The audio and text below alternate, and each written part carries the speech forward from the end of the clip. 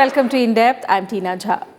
China celebrated its 70th anniversary of the communist rule on 1st October 2019. A massive military parade, the largest in modern Chinese history, was held in the heart of the power center, the Tiananmen Square in Beijing. Seen as a display of China's military might, the parade showcased the country's most advanced weaponry, including ballistic missiles as well as warplanes. Addressing the country on its National Day, President Xi Jinping emphasized on unity, development and strength. He praised the remarkable achievements made by the Chinese people in the past 70 years and said, absolute poverty, a problem that had plagued the nation for thousands of years, was coming to an end. President Xi also spoke of the significant transformation that China has witnessed in the last 7 decades, asserting that no power can stop the progress of the country. Today's In-Depth takes a look at the history of China's formation, the significant changes the country has seen in the past 70 years, and how it has gone from being one of the weakest economies in the world to one of its strongest today.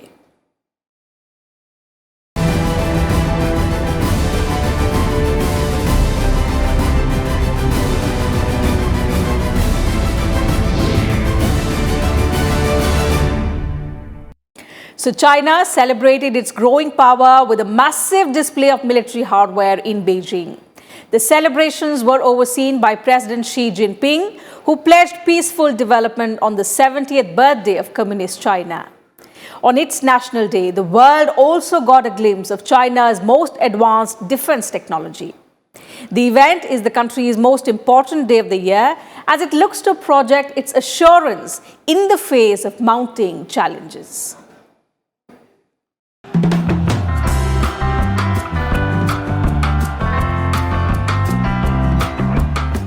China hosted lavish events on October 1st to mark the 70th anniversary of the founding of the People's Republic of China. On the same day in 1949, Mao Zedong, or Chairman Mao, announced the formation of the PRC after communist forces won a bloody civil war.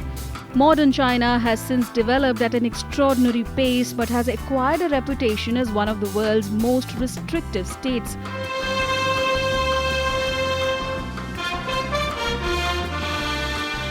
Official ceremonies started with President Xi Jinping paying his respects to Mao Zedong in Beijing. Dressed in a slate grey Mao suit, Xi was accompanied by his predecessors Hu Jintao and Jiang Zemin.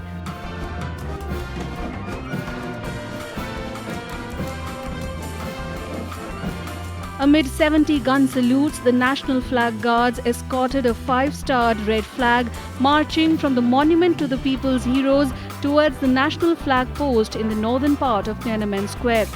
While the flag was being hoisted, all those present at the ceremony scene sang loudly as a military band played the national anthem.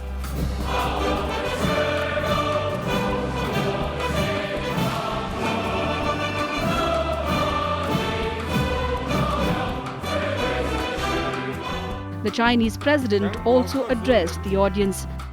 同心同德，艰苦奋斗，取得了令世界刮目相看的伟大成就。今天，社会主义中国巍然屹立在世界东方，没有任何力量能够撼动我们伟大祖国的地位。 The main event of the day was the largest parade held by the Chinese military. To mark the day, the country organized massive military parade showcasing its most advanced weapons, including nuclear and hypersonic missiles.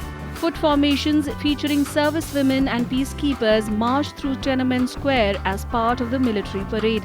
Around 15,000 military personnel, 580 pieces of military equipment and 160 aircraft made an appearance at the parade.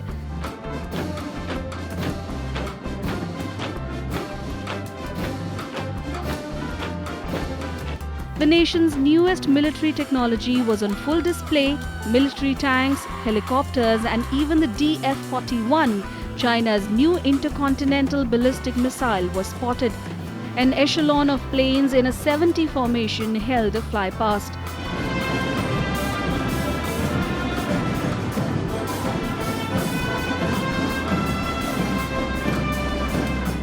The military parade was also followed by 1 lakh civilian performers on floats, from farmers and teachers to doctors and students.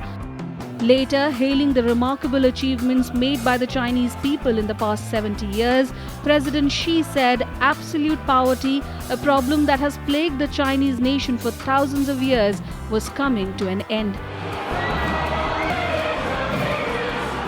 我们要坚持和平发展道路，奉行互利共赢的开放战略，继续同世界各国人民一道，推动共建人类命运共同体。 The events that were open to officials, select members and invited foreign dignitaries only was also watched by hundreds of millions of people around the country. Security was tightened in central Beijing for weeks, with strict controls on flying kites or drones around the parade area. Even racing pigeons were banned. The message China gives National Parade is very simple.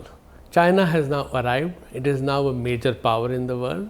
Whether it's militarily, whether it's economically, whether it's scientifically, China is right there at the top. This is the image that the Chinese National Parade and all the activities leading up to it are a sign of. The celebrations come at a time when the country is facing serious political and economic challenges. While China is grappling with its economic slowdown, it is also waging a grim trade war with the United States. Both countries have slapped additional tariffs on each other's export goods.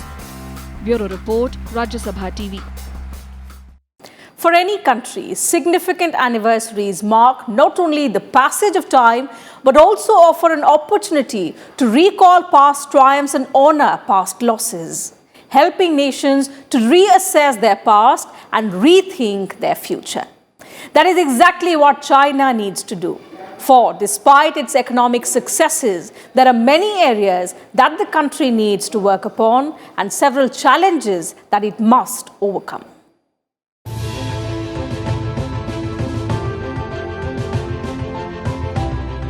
In the 70 years since its formation, China has never looked as strong as it does today. The 4-decade economic boom ushered in by the country's late leader Deng Xiaoping's free market reforms and opening up policy has transformed the country completely. In the last 40 years, China has witnessed something of an economic miracle, growing annually at an average of 9.5%. Life expectancy too has risen from 66 years in 1979 to 76 in 2016. What they say now is that it is economic system, Chinese system, it's capitalism with Chinese characteristics. So there is politically, it is a closed system, it is a closed environment, but economically, in terms of economics, there is full freedom to invest and there is full freedom, it's a capitalist system. So it can grow and it can develop, and that is what has helped it, that there are no political freedoms, there is no freedom of expression, freedom of press. That is very, very strongly, seriously curtailed and contained. But as far as economics is concerned, there is independence, there is liberty, there can be foreign investment that can come in, and there, as a result of that, it has continued to grow. And of course, when it became a member of the World Trade Organization, then it has, after that, it has continued to grow for the last 17, 18 years. There is no doubt that China's economic influence is massive. However, the country is still neither an advanced nor a developed one. It is, in fact, a developing giant on the world stage. To become the superpower that China aspires to be, it must wield global influence in varied spheres, including economics, science and technology, military matters, and soft power. As far as economics is concerned, there is no denying that China is near the top, with its largest manufacturing hub and export of mechanized goods. Its military too is a strong one, with People's Liberation Army being the world's largest serviced army. But in the other subjects, including science and technology, China's report card is less impressive. Another area that China seems to be struggling in is soft power. Soft power essentially means how countries leverage their international image to earn the respect and support of other countries. China ranks either low or very low in a host of other areas as well, for example, environment. Since 2012, the country has been the world's largest emitter of carbon dioxide according to the International Energy Agency. China ranks 72nd for globalization, 79th for corruption, 87th for gender equality, 90th in human development, 100th in life expectancy, and 110th in economic freedom. It ranks even lower in areas related to politics and human rights. For example, China was 135th out of 162 countries in the 2018 Human Freedom Index, 177th out of 180 in the Press Freedom Index, and at the rock bottom for the third consecutive year for Internet freedom, according to New York-based Freedom House in 2017. Though it needs to stop the slide in its economy, China's woes are not limited to growth figures. It needs to address wide social contradictions that exist. In 1980, the richest 1% of the people owned 6.4% of the country's wealth. In 2015, that figure was 13.9%. In 1980, the poorest half of the population held 26% of the wealth. Now they hold just 14.8%. In politics, the country seems even more divided than ever before. There has been widespread disapproval of the Mao-style personality cult surrounding President Xi Jinping and the controversial constitutional amendment entitling him to lifelong rule. China faces a big challenge. Till now, it has grown on the basis of the fact that the Western economies, like the United States and Europe, allowed it to export because it helped them keep their prices down. So it allowed Chinese exports to go up a lot. So they pushed out their dirty industries, their polluting industry, or where labor costs were high to China. China took advantage of it. Others could have done it, they did not. China became successful at it. Now China has reached a stage where Chinese growth cannot depend on exports alone. They have to shift to domestic consumption. To shift to domestic consumption, they'll have to change their internal politics and economic structures. That is a very big problem. If they try to shift from exports to domestic-led growth, you can have structural problems in the economy.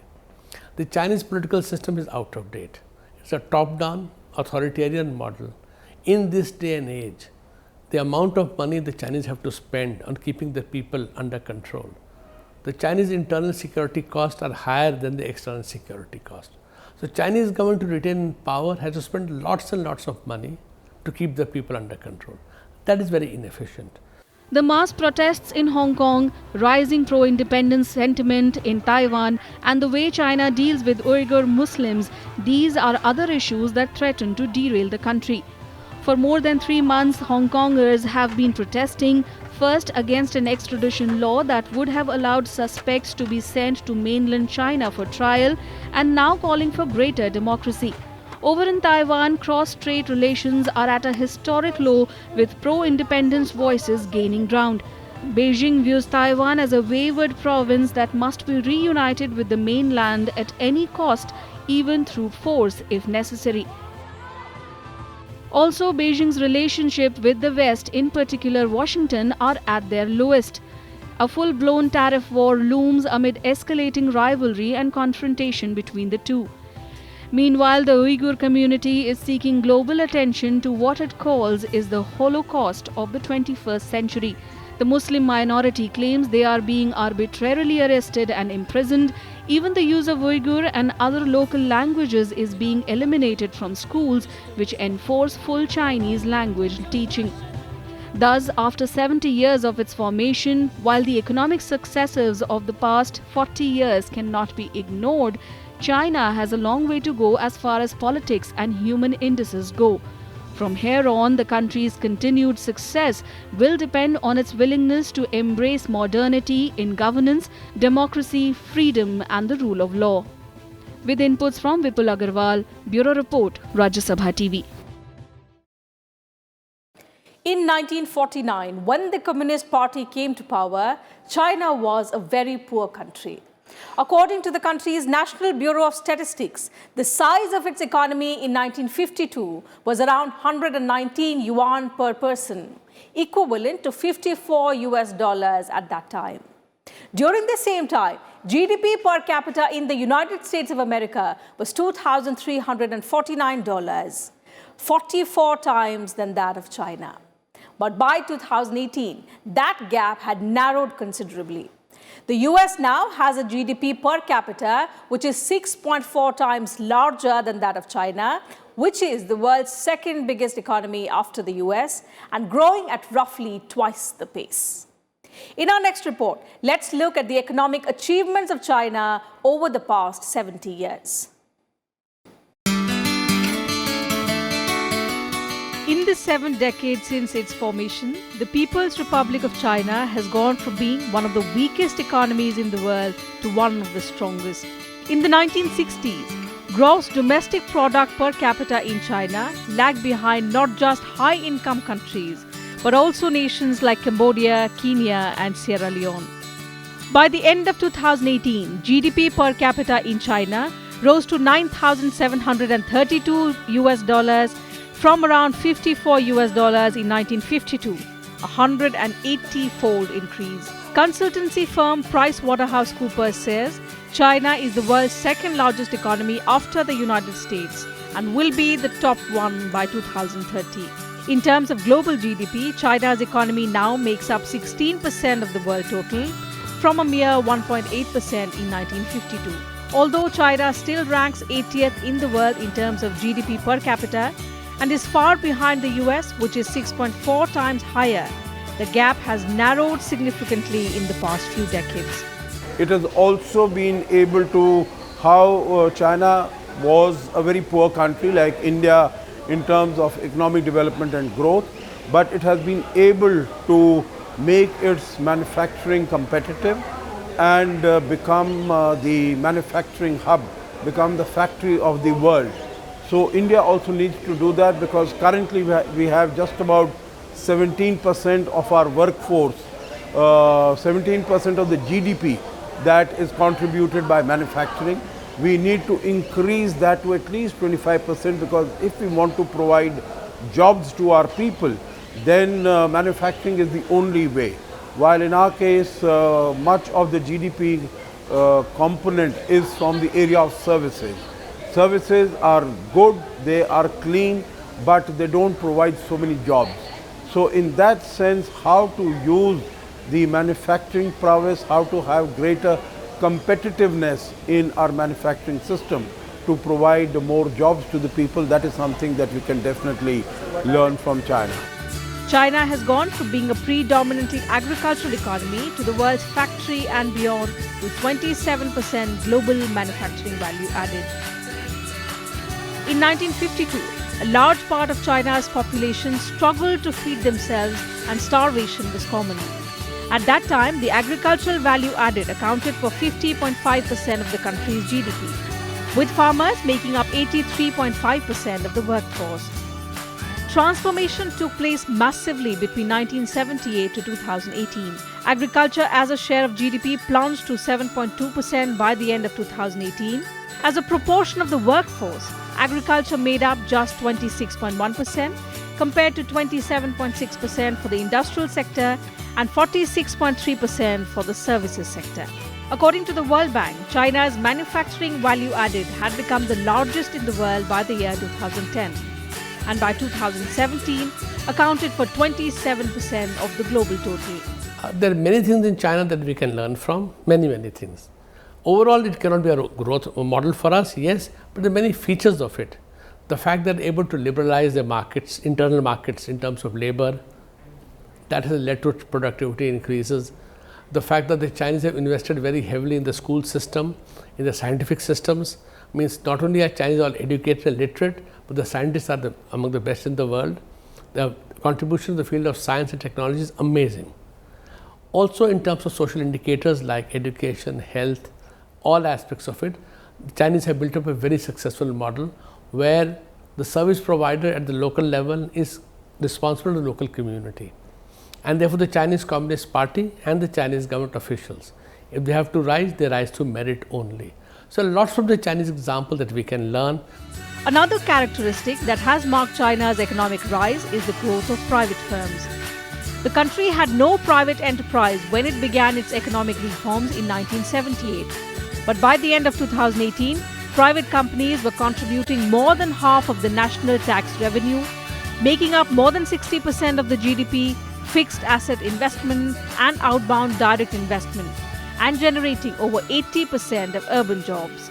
In 2018, China's R&D expenditure reached 2.18% of GDP or 1.97 trillion yuan, which is about 280 billion US dollars, exceeding that of the European Union.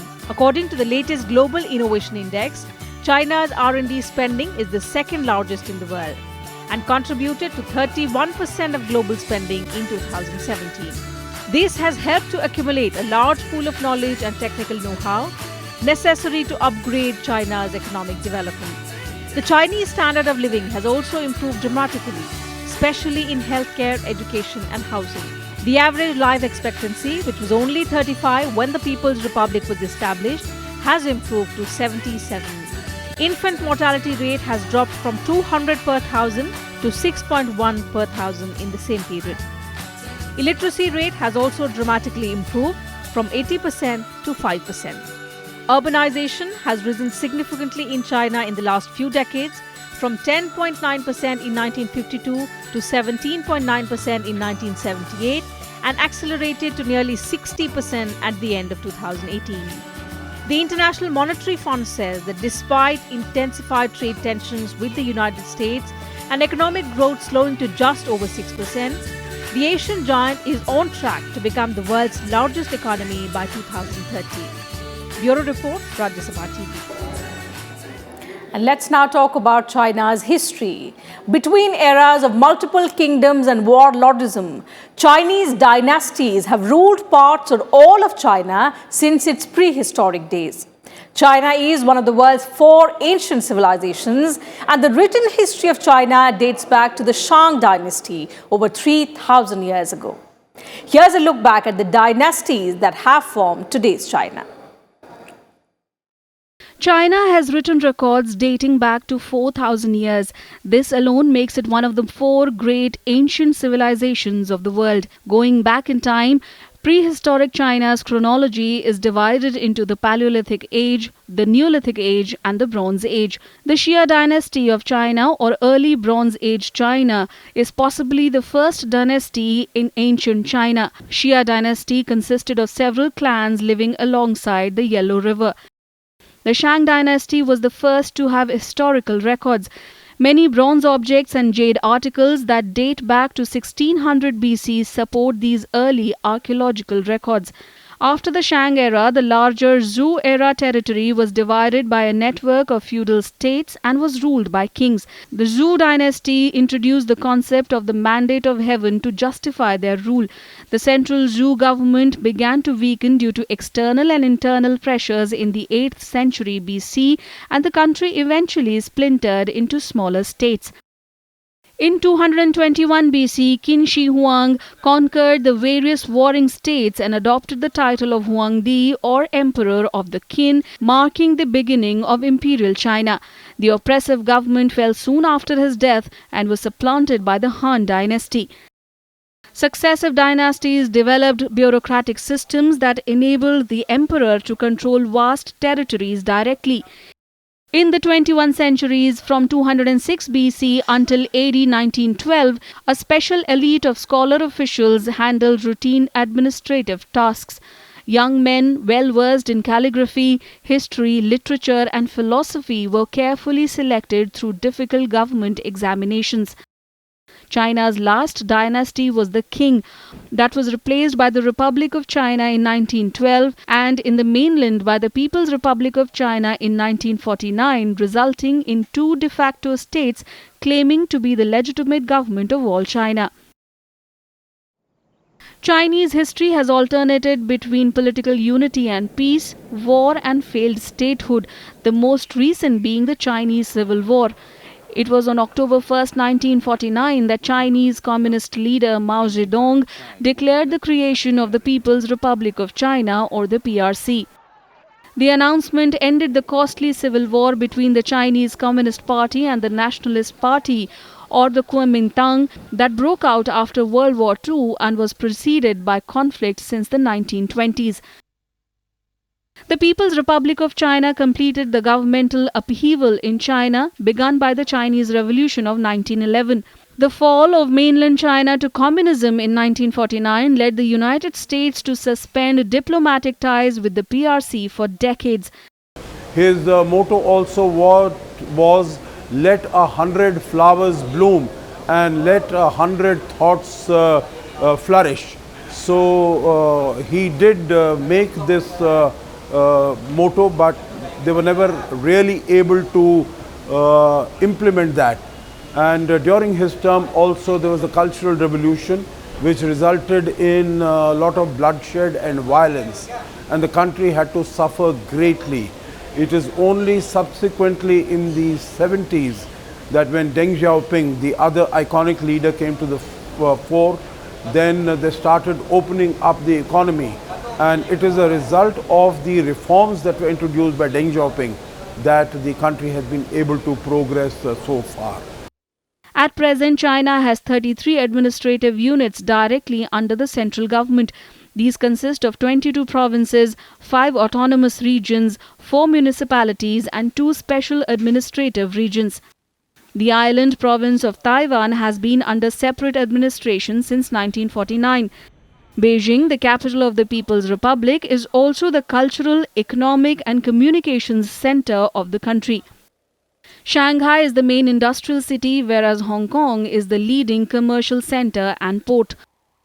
Between eras of multiple kingdoms and warlordism, Chinese dynasties have ruled parts or all of China and sometimes as far as Xinjiang and Tibet as at present.